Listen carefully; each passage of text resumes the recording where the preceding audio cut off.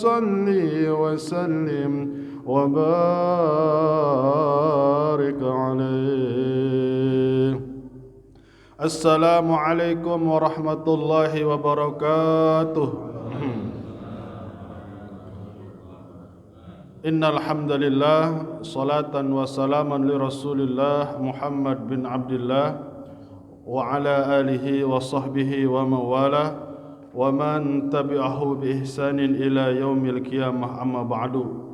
Ashhadu an la ilaha illallah wahdahu la syarika lah wa ashhadu anna sayyidana Muhammadan abduhu wa rasuluh.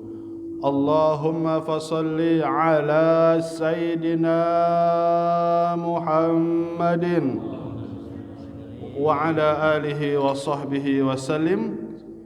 Wa qala Allah ta'ala fil Qur'anil Karim wa huwa asdaqul qailin. A'udzu billahi as-sami'il 'alim minasy syaithanir rajim.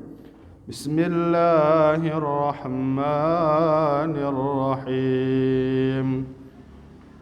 Qul kafaa billahi shahidan baini wa bainakum wa man 'indahu 'ilmul kitab. Wa qala Allah ta'ala aidan qala alladhi 'indahu 'ilmun minal kitabi ana atika bih.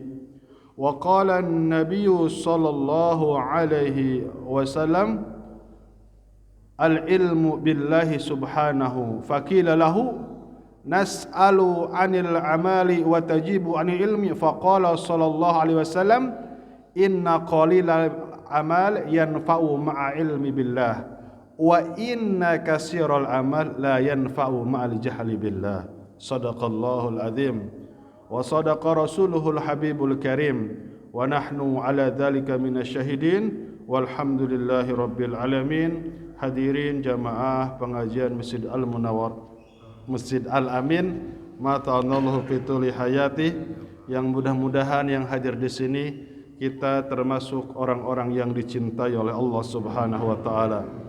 Kepada Ketua DKM beserta pengurus masjid dan jajarannya, para alim ulama, para dewan asatid yang mudah-mudahan senantiasa selalu mendapat bimbingan perlindungan inayah daripada Allah Subhanahu wa taala, wal hadir al ghaib, para dewan pengajar, para alim ulama di Masjid Al-Amin yang mulia ini, terutama wal hadir al Ustaz Ki Haji Ustaz Encet Burhan. Kita doakan beliau mudah-mudahan Allah Subhanahu wa taala jaga beliau, Allah lindungi beliau, dan Allah Subhanahu wa taala mudah-mudahan kabulkan segala hajat-hajatnya. Amin amin ya Allah ya rabbal alamin.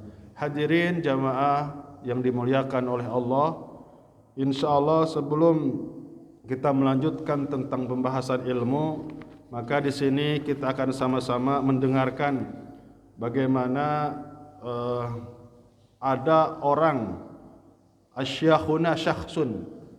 Asyakhun itu salah satu yang dituakan, termasuk ahli ilmu yang senior di daerah mana? Kana fi Sigor Iskandariyah, di kota kecil daerah Iskandariyah di mana? Di Mesir. Seorang ulama ini sangat benci terhadap Imam Ghazali. Sekali lagi, ulama ini yubghidul Ghazali wa yaktabu bihi. Ternyata dari dulu ada, sangat benci terhadap Imam Ghazali dan wa yaktabu, mencaci maki. Terus apa? Seorang ulama ini ternyata mimpi. Setelah dari mimpi itu, wa Abu Bakar wa Umar radhiyallahu anhuma lila janabihi. Seorang ulama ini yang membenci terhadap Imam Ghazali mimpi, dan di dalam mimpinya itu bertemu dengan Abu Bakar, bertemu dengan Sayyidina Umar, dan bertemu dengan baginda Rasulullah sallallahu alaihi wasallam. Ini ulama luar biasa, sudah tingkatan waliullah, tapi ibarat kertas Quran itu ada yang sobek. Di dalam hatinya sedikit ada masalah karena benci terhadap Imam Ghazali. Ketika dalam mimpinya itu, wa ka'anna al-Ghazali waqifun baina yadayhi. Seorang ulama dari Iskandariyah itu kaget, ternyata di dalam mimpinya itu melihat Imam Ghazali di antara baginda Rasul, duduk antara baginda Rasul, Sayyidina Abu Bakar dan Sayyidina Umar. Terus Imam Ghazali ngomong dalam mimpinya, ya Rasulullah, hada yatakallamu fi wa yu'dhunini. Ya Rasulullah, ini orangnya yang suka menyakiti aku. Dalam mimpinya Imam Ghazali ngomong, ya Rasulullah, ini orang yang suka menyakiti aku, yang suka mencaci maki aku. Hatu sayat. Maka baginda Rasul memberikan pecut kepada Imam Ghazali dalam mimpi. Kata baginda Rasul, wahai Imam Ghazali, wa amara bihi fadaraba baina yadayhi li ajli Ghazali. Maka kata baginda Rasul, wahai Imam Muhammad bin Ahmad, ini pecut, pukullah ulama itu. Maka dipecut, dipukuli. Pas bangun itu ulama, wa qama hadha rajul minan naum wa sarasiyat ala dhuhri. Pas bangun itu di punggungnya ada bekas tapak pecutan dan masih terasa sakit. Subhanallah. Kebayang enggak? Apalagi hari ini ulama bukan, ustadz bukan, berani mencaci maki Imam Ghazali, bahkan berani mencaci maki ulama-ulama dahulu. Ada zaman dulu itu nyaci maki Syekh Abdurrahman Jalal Suyuti, sama kejadiannya. Pas bangun pada merah ya. Kalau saya bangun memang malam dikerok ya, jadi merah gitu. Naudzubillah caci maki ulama.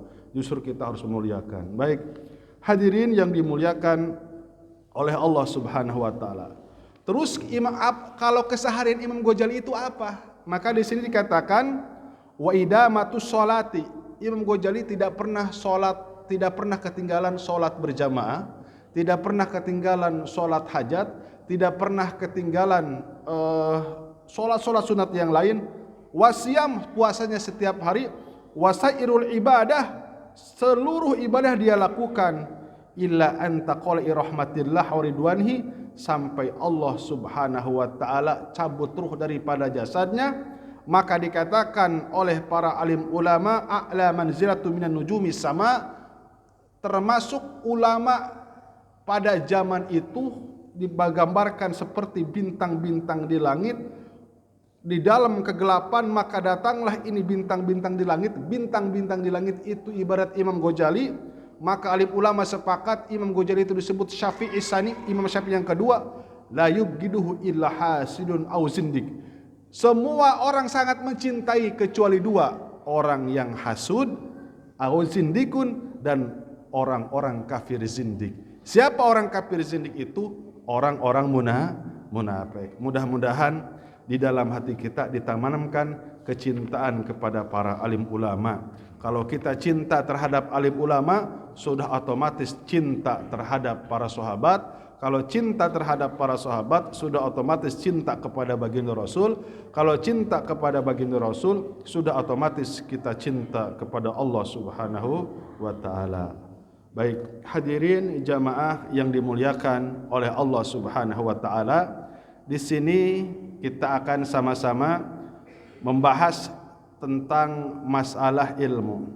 Kata baginda Rasulullah sallallahu alaihi wasallam, ini ada dua orang. Orang ini ibadahnya biasa aja, amalnya sedikit, tapi punya ilmu. Tapi ini orang ibadahnya hebat, sholatnya sampai 100 rakaat, zakatnya, baca Quran, tapi enggak pakai ilmu. Apa jawaban baginda Rasul? Inna qalilal amal yanfa'u ma'al ilmi billah. Sesungguhnya sedikit dia berbuat kebaikan, mengerjakan amal soleh, itu akan bermanfaat ma'al ilmi, jika disertai dengan ilmu. Orang itu sholat berjamaah, itu aja. Tapi duha enggak, tahajud enggak, contoh. Tahajud enggak, duha enggak. Tapi dia pakai ilmu semuanya. Wudunya pakai ilmu, terus istinjanya pakai ilmu, terus apalagi cara berwudunya pakai ilmu, rukunnya, pardunya, sunahnya, terus sholatnya pun memakai ilmu rapi, dari mulai takbiratul ihram, bagaimana rukun sholat, syarat wajibnya sholat, syarat sahnya sholat dijaga. Dia tahu tentang bagaimana pembatalan sholat, walaupun dia hanya sholat 5 waktu saja, tidak sampai sunat dia banyak, maka itu akan diterima oleh Allah. Wa inna katsirul amal la yanfa'u ma'al jahli billah. daripada sedikit amal perbuatan tidak akan bermanfaat. Maksudnya tidak akan pernah diterima oleh Allah ketika ma'al jahli, salatnya orang-orang yang bodoh, tidak benar rukuknya, tidak benar sujudnya, tidak tahu mana syarat, tidak dia memakai syarat wajib salatnya, enggak tahu ini batal atau enggak. Ketika dia salat keluar angin, enggak batal, cuman keluar angin. Toh saya wudu membasahi muka. Itu contoh al-jahlu. Terus dia enggak tahu ketika dia sholat, makanya kalau ada yang umroh itu jangan kaget ya. Ketika lagi sholat balas WA, ya bentar ini saya lagi sholat. Apalagi coba kalau enggak balasan gitu kan. Tuh lagi sholat gendong anak, ya Allahu Akbar, gendong anak nih, gendong lagi ruku. Itu bukan bekam aja, emang gak pakai ilmu. Kalau udah gendong-gendong anak kayak gitu, udah ngobrol, udah balas WA. Nah, sholatnya banyak seperti itu, sholatnya banyak. Itu tidak akan pernah diterima oleh Allah, walaupun di tanah yang suci sekalipun, kalau segala sesuatu ibadah itu tidak memakai ilmu. Makanya disebut al-ilmu sifatullah wal amal sifatul ibad. Ilmu itu adalah sifat Allah, sedangkan amal adalah sifat hamba. Walau kana kafiron, walaupun yang membawa ilmunya adalah orang kafir, tetap Allah muliakan di dunia. Sekali lagi, walau orang kafir yang membawa ilmu, karena itu sifatullah, tetap Allah muliakan. Tapi kalau orang kafir mah dimuliakan di mata dunia saja, awas, di pandangan manusia saja. Tapi sifatullah, ketika sifat Allah ilmu dibawa oleh orang-orang yang beriman, orang ini mulia di dunia dan di akhirat. Mana supaya tidak keliru? Itu dosen-dosen yang penemu yang penemu lampu, Thomas Alva Edison ya. Itu kan ilmu. Mulia gak di mata ilmu sains teknologi? Nah, mulia kan? Logaritma. Mulia gak dia? Harum gak namanya? Harum kan? Secara mata dunia. Terus Galileo, mulia gak? Terkenal. Tapi hanya di mata dunia, tetap Allah hargai, karena hakikatnya semuanya itu disebut ilmunya Allah. Ketika B.J. Habibie bikin crack ya, Mr. Crack ya, jadi sayap itu yang gerak-gerak itu mulia gak? Mulia, walaupun bukan ilmu agama, tapi hakikatnya ilmu sains, ilmu pengetahuan, ilmu teknologi, ilmu tentang nabati, ilmu tentang kedokteran, itu hakikatnya ilmu Allah Subhanahu wa ta'ala. Siapa yang belajar, siapa yang memanfaatkan, pasti orang itu dihargai. Sifatullah. Baik, hadirin yang dimuliakan oleh Allah Subhanahu wa ta'ala, saya insyaallah kita akan melanjutkan menjelaskan ayat tadi yang dibuka. Pembukaan ayat apa itu? Qala alladzi 'indahu ilmun minal kitabi ana atika bihi. Jadi kita akan bercerita tentang bagaimana kehebatan ilmu Allah. Nabi Sulaiman, agak panjang ceritanya. Begini. Nabi Sulaiman alaihissalam meminta kepada para prajuritnya agar mendatangkan singgasana Ratu Balkis. Setelah Nabi Sulaiman menyurati Ratu Balkis dengan sebuah surat, innahu min Sulaimana wa innahu bismillahirrahmanirrahim alla ta'alu alayya wa'tuni muslimin. Innahu min Sulaimana, sesungguhnya ini surat daripada Sulaiman. Wa innahu bismillahirrahmanirrahim, dan sesungguhnya dengan mendatangkan surat ini dengan menyebut nama Allah yang Maha Pengasih lagi Maha Penyayang. Alla ta'alu alayya, wahai Bilqis, wahai Ratu Bilqis, kamu jangan merasa tinggi hati. Kamu jangan merasa takabur sebagai engkau ratu. Wa'tuni muslimin, ikutilah aku dan jadilah orang-orang yang pasrah kepada Allah. Maka itu dibawa oleh burung hudhud, Pak. Termasuk al-hayawan al-mubasyaru bil jannah, manuk hudhud. Manuk hudhud itu apa? Burung yang sudah Allah jamin masuk surga. Itu bawa. Ketika baca itu surat dari Sulaiman, bergetar itu tubuhnya Ratu Bilqis. Baca suratnya aja. Maka dikumpulkan. Nah, Ratu Bilqis ini nolak ajakan Nabi Sulaiman sehingga disogok. Udah bawa batangan emas. kurang lebih ada 70 orang, masing-masing orang bawa 70 batangan emas dibawa. Tapi apa yang terjadi pas sampai gerbang itu suruh balik lagi. Enggak kuat, suruh kamu tidak akan kuat. Jadi ternyata sampai gerbangnya pun Nabi Sulaiman sudah itu terbuat daripada emas. Akhirnya balik lagi. Kata pengawal, raja kami tidak membutuhkan batangan emas. Ini semuanya dinding lantai diciptakan daripada emas. Baik. Akhirnya Nabi Sulaiman alaihissalam menunjukkan kebesaran Allah subhanahu wa ta'ala kepada orang yang durhaka kepada Allah. Maksudnya kepada orang yang menyembah selain Allah. Kata Nabi Sulaiman, wahai para prajuritku, siapa yang bisa mendatangkan kerajaan Ratu Balqis yang ada di negeri mana? Di negeri Sabah, daerah Yaman. Maka kata jin ibrit, qala ifritum minal jin ana atika bihi qabla an taquma min maqamik. Wahai paduka raja, saya bisa mendatangkan singgasana ini. Maksudnya apa? Qabla an taquma min maqamik, sebelum engkau berdiri daripada duduk. Jadi gini, Nabi Sulaiman itu berdiri nih. Kecepatan nanti mendatangkan singgasana. Engkau berdiri Nabi Sulaiman, engkau berdiri. Nah, setelah engkau berdiri, engkau duduk, maka datang itu kerajaan. Kata Nabi Sulaiman, kelamaan katanya.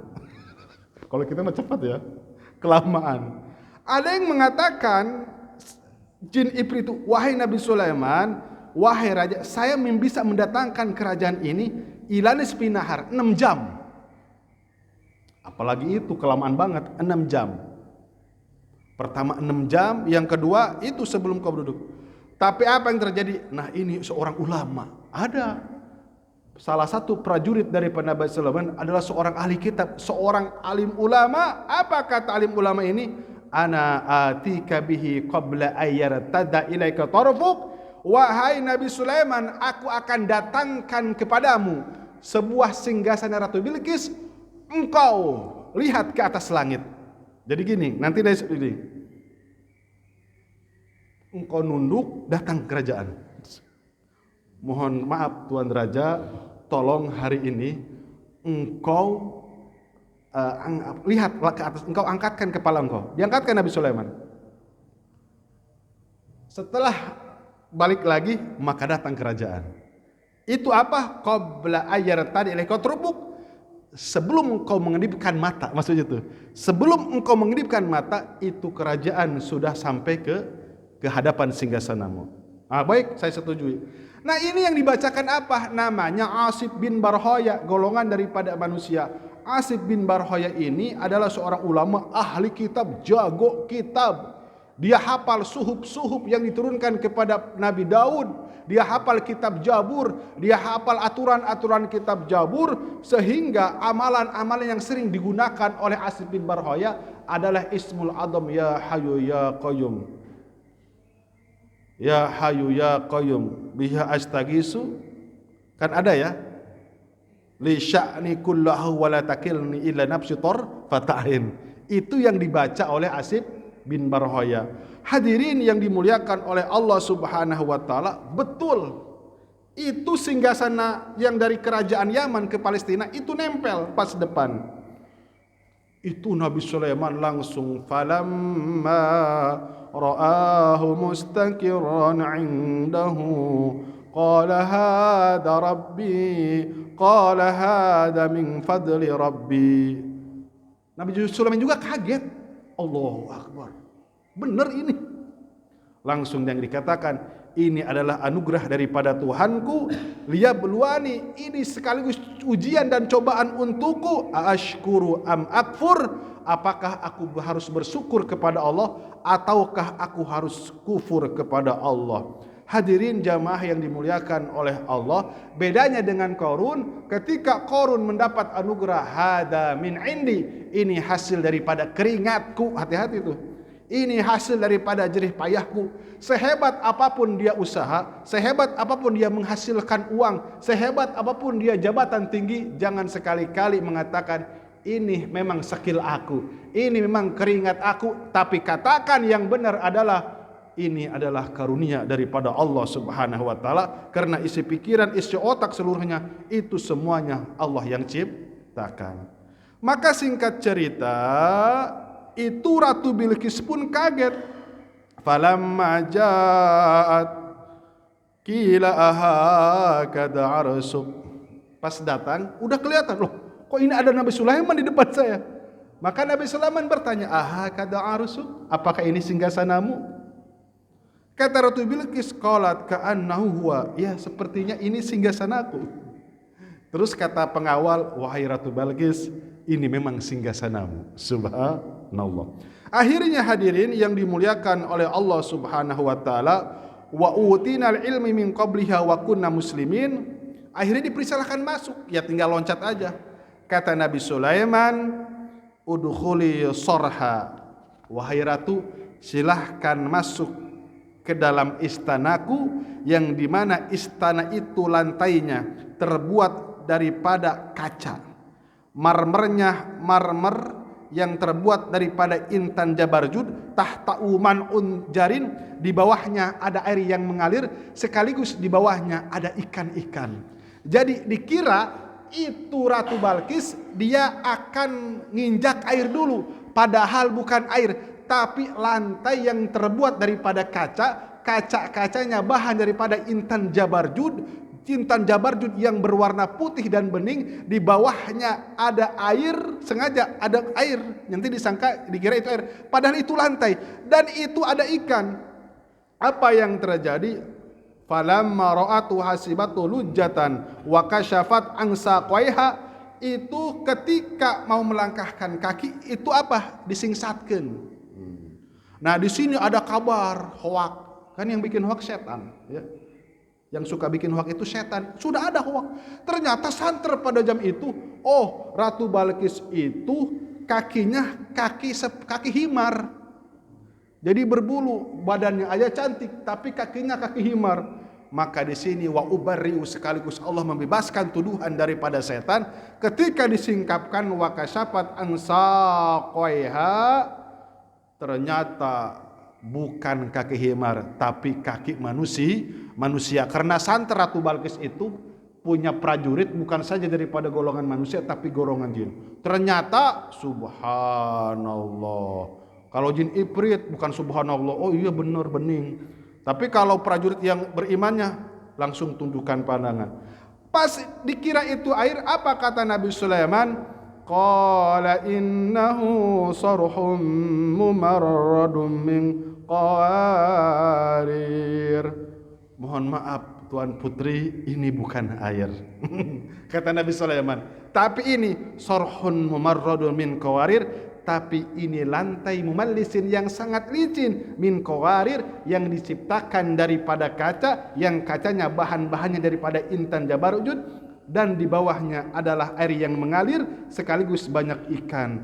Di situ langsung apa kata Ratu Bilqis? Qalat rabbi inni zalamtu nafsi wa aslamtu ma'a Sulaiman lillahi rabbil alamin. Ya Allah, sesungguhnya aku telah berbuat dolim terhadap diriku, dan aku Islam, dan aku masuk Islam, dan aku pasrah terhadap Nabi Sulaiman, dan aku beriman terhadap Tuhannya Nabi Sulaiman, yaitu Allah Subhanahu wa taala. Hadirin yang dimuliakan oleh Allah Subhanahu wa taala, itu karena apa? Hakikatnya kehendak Allah, asbabnya karena ilmu. Ini para bapak sering dipakai gendam. Waktu seminggu lagi mau nikah, perempuannya dibawa kabur. Biasa sama mantan ya. Akhirnya apa coba? Ke Mama Suralaya. Ya udah, undangan sudah tersebar. Itu Mama, oh gampang, tunggu aja, setengah jam deh katanya. Ada jala gak? Jala ikan. Orang Palembang bawa jala ikan. Oke. Baca apa? Ya Hayyu Ya Qayyum. Tadinya zikir dulu ya. Terus Ya Hayyu Ya Qayyum. Itu digini aja ke halaman, trek aja, ditarik.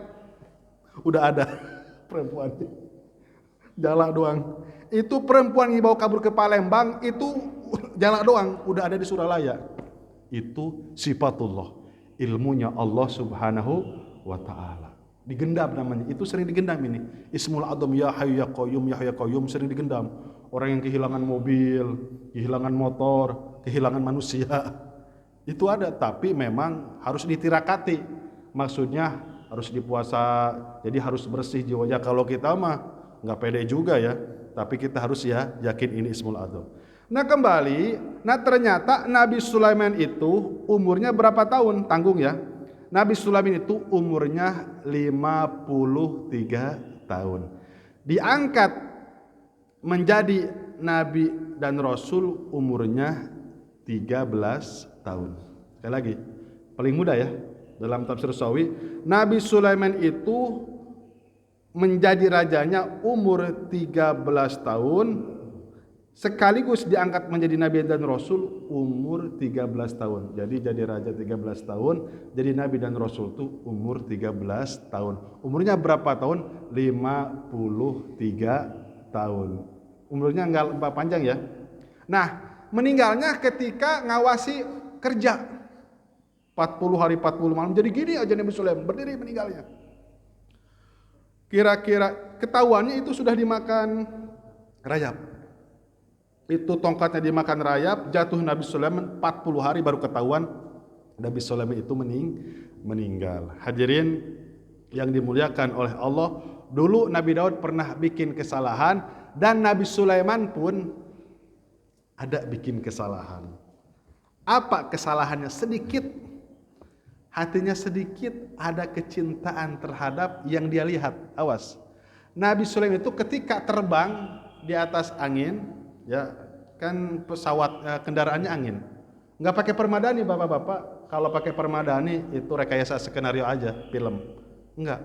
Ternyata sedikit ada akuan. Ada akuan. Ini bagus. Ada akuan aja. Sedikit ada lihat ada barang bagus di dunia, maka langsung Nabi Sulaiman jatuh. 40 hari 40 malam nggak bisa pakai kendaraan angin. Ingat, seorang Nabi dan Rasul sedikit cinta terhadap dunia, itu langsung Allah tegur. Karena apa? Mereka adalah orang-orang pilihan, mereka adalah orang-orang yang dicintai oleh Allah Subhanahu wa taala. Itu kembali bagaimana dahsyatnya ilmu. Baik. Kita lanjut hadis daripada baginda Rasulullah sallallahu alaihi wasallam. Nah, terus bagaimana di sini baginda Rasulullah sallallahu alaihi wasallam tentang kepada para alim ulama. Al-alimu aminullah subhanahu fil ardi.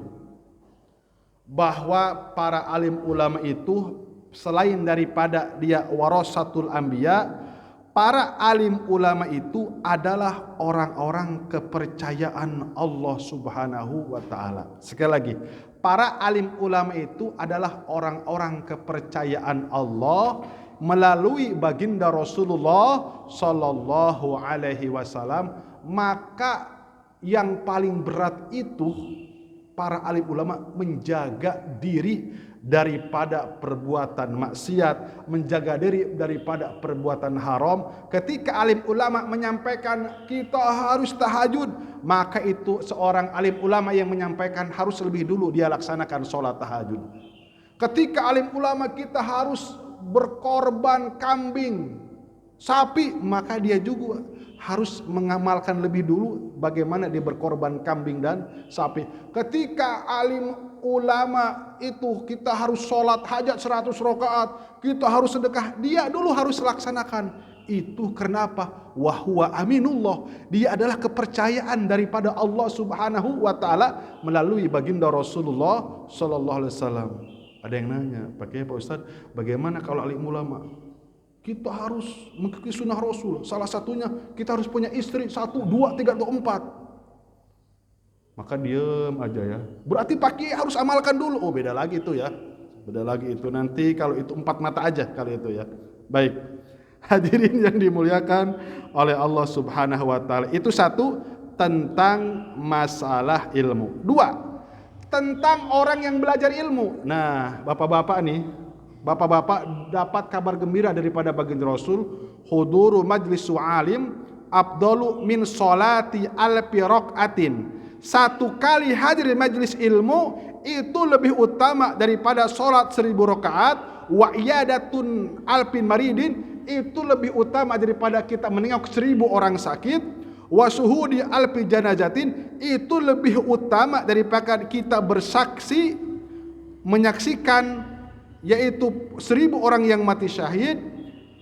Terus bertanya sahabat, waman qiraatul Quran, bagaimana dengan orang yang membaca Al-Quran? Datang di Masjid Al-Amin, ini lagi ngaji. Terus kita ke Puri atau ke Keradenan lain, ada satu masjid itu lagi baca Al-Quran. Maka baginda Rasul jawab, wahal yanfa'ul Quran illa bi ilmi. Tidakkah Al-Quran itu akan bermanfaat kecuali Al-Quran itu akan bermanfaat bagi orang yang membacanya, illa bil ilmi, kecuali harus dengan ilmu. Makanya bapak-bapak yang hadir di sini beruntung kita, mudah-mudahan kita mendapatkan apa yang disampaikan oleh baginda Rasul. Ternyata derajatnya lebih tinggi daripada sholat 1000 rakaat. Besar Pak pahala tolabul ilmi itu. Mana buktinya besar? Biasanya kalau kita ingin memulai perkara yang besar itu malasnya luar biasa, betul gak Pak? Bangunnya kita sebelum subuh harus bangun, terus sholat subuh, terus ngaji, terus bawaannya ngantuk Pak. Bukan bapak-bapak aja, pengalaman saya dulu. Sekarang pun kalau ikut Jumatan ngantuk, kalau ngaji ngantuk, karena memang itu amal yang besar. Lihat aja, baca Quran itu karena amalan besar, itu bukannya karena apa-apa, saking nikmatnya, saking tenangnya hati. Itu Pak maksudnya. Saking tenangnya hati sehingga mata pun ikut tenang. Terus tentang Al-Quran, wahal yanfa'ul Quran illa bi ilmi. Jadi intinya, bukankah manfaat Al-Quran itu harus dengan ilmu tajwidnya harus dibereskan, ilmu makhorijul hurufnya harus dibereskan. Ada kitabnya, kitab Fathul Akbar. Terus naik dikit, ada kitabnya, kitab Jazariyah. Bagaimana ada disebut qiraat sab'ah. Terus ada tafsirnya, menafsirkan Al-Quran. Bagaimana ada terjemahan Al-Quran. Bagaimana ada tafsir Al-Quran. Terus alat-alat untuk memahami Al-Quran itu kita harus menguasai, seperti ilmu nahunya, seperti ilmu sorobnya, seperti ilmu bade, bayan, ma'ani, balagoh, istiqoqnya, terus ilmu usul fikihnya, ilmu usul tafsirnya, asbabun nuzulnya, asbabul urudnya, ayat kisahnya, ayat wa'ad, ayat wa'id, ayat nasikh mansuh, terus ayat muhkamat, ayat mutasyabihat. Itu kalau memakai ilmu semua, maka nampak akan terasa indah ketika Al-Quran disampaikan. Orang yang baca terjemah, ya, anak SMP SD juga kelas 6 ya bisa. Tapi yang susah itu kayak hamu ma'ani Al-Qur'ani wa sunnati daqiqatil ma'ani. Kenapa kita harus ngaji nahwu sorob? Kenapa kita harus ngaji balagoh? Susah dulu, karena tujuannya supaya kita tidak keliru tatkala memahami Al-Quran, tatkala memahami hadis. Kalau kita salah paham memahami Quran, bahaya. Faqtuluhum haitsu saqibtumuhum wakhrijuhum min haitsu saqibtu, berat, ringan, harus berjihad. Itu kan menerangkan tentang perang Badar, perang Tabuk. Kalau membaca terjemah, apa yang terjadi? Di mana-mana ada bom, kan? Lagi makam ada bom, di Marriott bikin bom. Itu karena orang tidak memahami Al-Quran dengan baik. Makanya hadirin yang dimuliakan oleh Allah Subhanahu wa taala, siapa orang yang mendapat khusus keilmuan, mendapat doa khusus adalah Ibnu Abbas. Ibnu Abbas itu langsung dapat doa daripada baginda Rasulullah sallallahu alaihi wasallam, Allahumma alihim nabi ta'wili, mendapat doa daripada baginda Rasul, salah satu sahabat daripada 10.000 sahabat ulama, cuman 10.000 Pak, 124.000 sahabat, yang ulamanya hanya 10.000 ulama. Salah satunya Ibnu Abbas dapat doa khusus, bisa mentafsirkan Al-Quran paling terbaik daripada sahabat-sahabat yang lain. Terus ada bersaksi kata Ibnu Malikah. Ibnu Malikah kan orang tabi'in. Jadi Ibnu Abbas itu hidup sampai pada zaman tabi'in. Yang sampai zaman tabi'in itu banyak. Ibnu Abbas, Abu Darda, Amr bin As, Anas bin Malik. Anas bin Malik itu Pak sampai hidup pada zaman Imam Abu Hanifah. Umurnya 2 abad 40 tahun. 240 tahun. Nah, kata Ibnu Malikah, ma ra'aitu misla Ibnu Abbas. Belum pernah aku melihat seperti cara penafsiran Ibnu Abbas. Idza ra'aitahu ra'aitu ahsana nasi wajhan. Wajahnya tampan, wa idza takallama fa arabu nasa lisanan. Ketika berbicara bahasa Arabnya sangat fasih, wa idza abta fa aktsaru nasu ilman. Ketika dia mengeluarkan fatwa, maka banyak orang-orang berkumpul dan mendengarkannya. Dan kata Ibnu Al-Mubarak, jadi Ibnu Al-Mubarak itu menyaksikan bagaimana Ibnu Abbas. Itu bapak-bapak Ibnu Al-Mubarak, Bahram Al-Majusi itu Ibnu Abbas ada. Ya. Zamannya Ibnu Abbas. Kata Ibnu Al-Mubarak, ajibtu liman lam yatlubul ilma kaifa tad'uhu nafsahu mukarramah. Saya heran kepada orang yang tidak mau menuntut ilmu, bagaimana dia mendapat karomah dirinya daripada Allah Subhanahu wa taala. Intinya apa? Intinya jangan sekali-kali kita malu untuk menuntut ilmu. Tapi itulah Pak, orang yang menuntut ilmu mulia, apalagi orang yang mengajarkan ilmu mulia. Tapi kita jangan heran, ada aja orang yang hasud, ada aja orang yang dengki. Makanya yang paling benar itu kita menuntut ilmu yang ada sanadnya, yang sanadnya itu daripada ulama-ulama ahlu sunnah wal jamaah. Mana salah satu ciri khas ulama ahlu sunnah wal jamaah? Tauhidnya Asy'ari al-Maturidi. Mazhabnya yaitu 4, mau Imam Hanafi, Imam Syafi'i, Imam Ahmad, Imam Malik, dan Imam Sufyan Ats-Tsauri yang kelima, Imam Sufyan Ats-Tsauri. Karena apa? Para ulama-ulama dulu itu bukan berarti mulus itu. Imam Abu Hanifah pernah dipenjara. Imam Ahmad bin Hambal oleh Raja Ma'mun, Khalifah Ma'mun, terus oleh Raja Ma'mun Sakib. Itu satu aja. Karena waktu itu yang hasudnya ulama Mu'tazilah, yang hasudnya. Yang hasud ulama Mu'tazilah itu sayangnya dijadikan penasehat Raja Ma'mun. Bikin gara-garanya supaya Imam Ahmad bin Hambal mengatakan bahwa Quran itu adalah hadis. Quran itu adalah makhluk. Karena walaupun catatan firman Allah kan ditulis di mushaf. Mushaf itu adalah ciptaan Allah. Tapi kata Imam Ahmad bin Hambal, wahai Khalifah Ma'mun, demi Allah, aku sangat takut terhadap siksa neraka, bahwa walaupun itu kertas putih, ketika di dalamnya ada catatan firman Allah, maka itu menjadi qadim, kalamullah. Di penjara, dirantai, sampai enggak dikasih buat wudu. Kebayang enggak itu coba? Berat ulama Ahlussunnah wal Jamaah itu. Imam Syafi'i pernah dituduh Syiah Rafidhi karena pernah belajar ilmu agama kepada Syiah, padahal ngambil ilmunya doang. Ketika di sebuah lorong, Imam Syafi'i sampai sakit 1 minggu dipukuli oleh orang-orang suruhan Mu'tazilah, oleh orang-orang suruhan Khawarij. Bukan mulus-lulus aja, banyak ujiannya. Allahu Akbar, subhanallah. Itulah mereka adalah orang-orang yang sangat dekat dengan Allah Subhanahu wa taala. Baik, hadirin yang dimuliakan oleh Allah Subhanahu wa taala, ilmu, yang belajar ilmu itu terus apa? Yajlisu ilmun yukaffiru sab'ina majlisan min majalisil lahwi. Ketahuan orang belajar.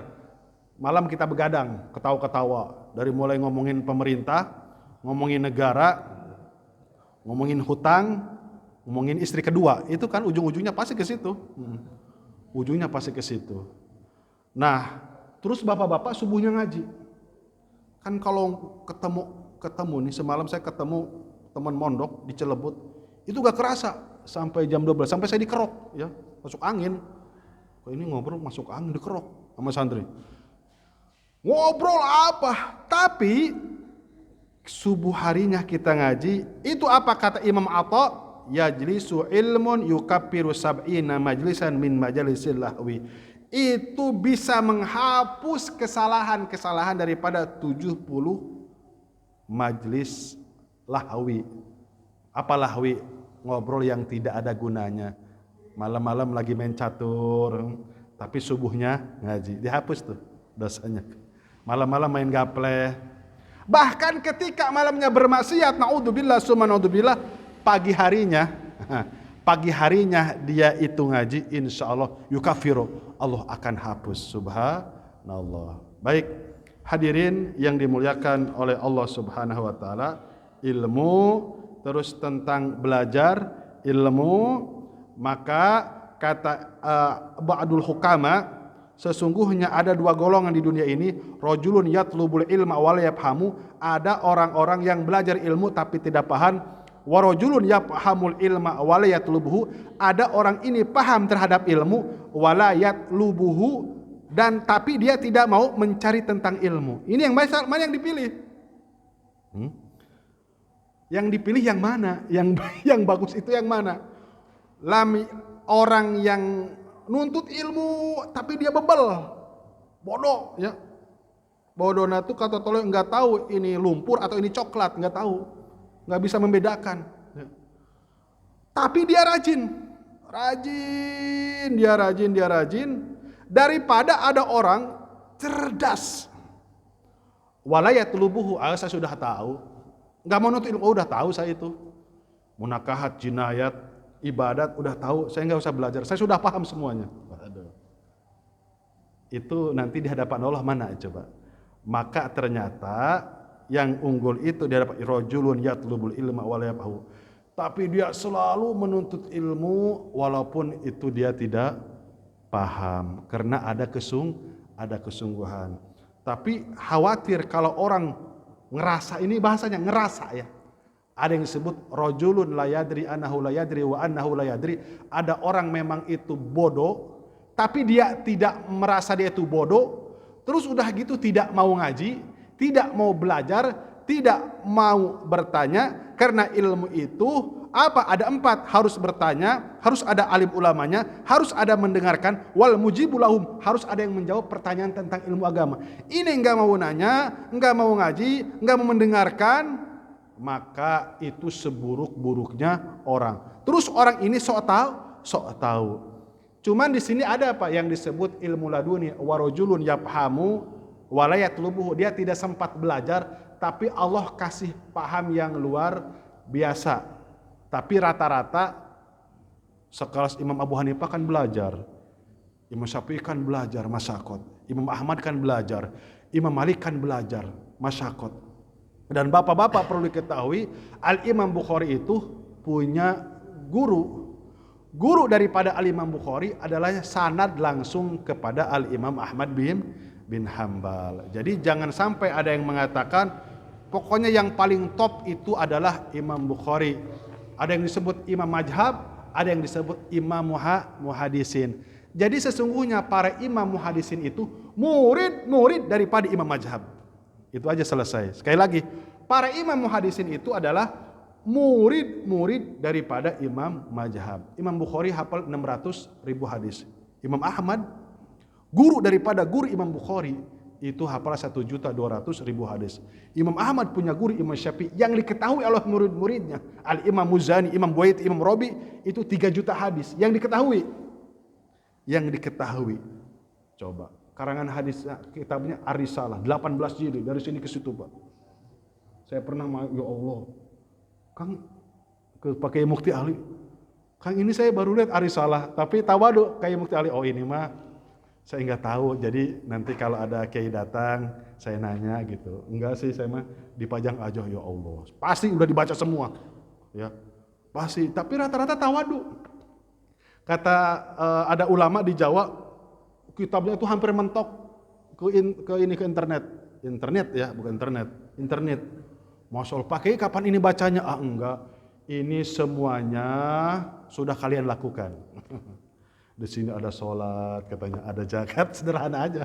Di sini ada rukun Islam. Jadi subhanallah, Itu beneran nyaan seorang alim ulama. Ini jangan sampai bikin fatwa, kitabnya fotokopian kan repot. Mana kitabnya? Mana dalilnya? Pas mana dalilnya di rumahnya, yang ada pajangan doang. Nah, itu maksudnya. Intinya apa? Orang itu bisa bisa memfatwakan dengan syarat harus hafal sampai 200.000 hadis. Yang terakhir, fayaqulullahu idza kana yaumul qiyamah yaqulu subhanahu abidin mujahidin. Nanti pada hari kiamat kata baginda Rasul, ada orang yang ahli ibadah, orang yang ada ahli jihad. Udkhulul jannah, masuklah engkau ke dalam surga. Kata ulama, bifadli alamna ta'abbadu wa jahadu. Sebab keunggulan para alim ulama, engkau beribadah dan engkau jihad. Jadi begini, ya Allah, jangan saya dulu deh yang masukin ke dalam surga. Ini aja orang yang jihad. Aduh. Orang yang mati syahid maksudnya. Ini aja orang yang jihad, terus orang setelah jihad dia rajin ibadah. Ya Allah, jangan saya. Nanti ada Pak, orang kaya. Tapi orang kaya itu biayain dari mulai mondok sampai dia jadi ulama, biaya full dari orang ini. Dua-duanya sudah di depan pintu surga. Ada dalam kitab Al-Wadul Irsad. Pas mau dimasukkan ke dalam surga, aduh, malaikat Ridwan saya nggak enak katanya. Ini ulama, ini orang kaya yang biayain dia.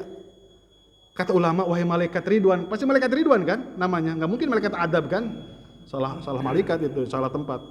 Wahai malaikat saya nggak enak. Kenapa? Tolong minta kepada Allah, tukar posisi. Ini yang biayain saya mondok dulu sampai saya jadi ulama. Bisa gak ditukar dia duluan? Padahal ini ibadahnya biasa-biasa aja. Karena dia luar biasa cinta sama ulama. Minta, boleh bisa apa? Ditukar. Akhirnya atas permintaan alim ulama, ini yang kaya lebih dulu masuk surga baru ulama.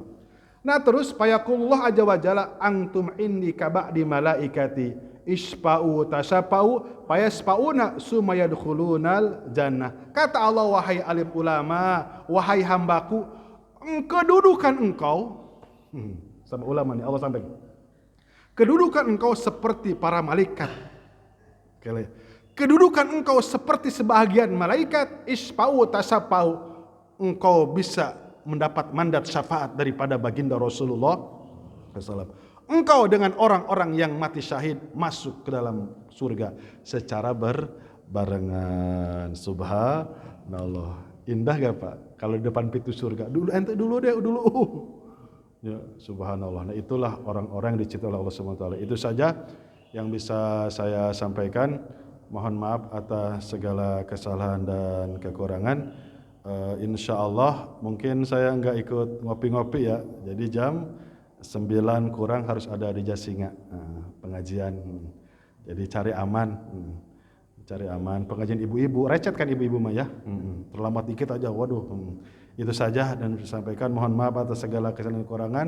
Kita tutup dengan kiparat majlis. Subhanallah wa bihamdihi. Subhanakallah.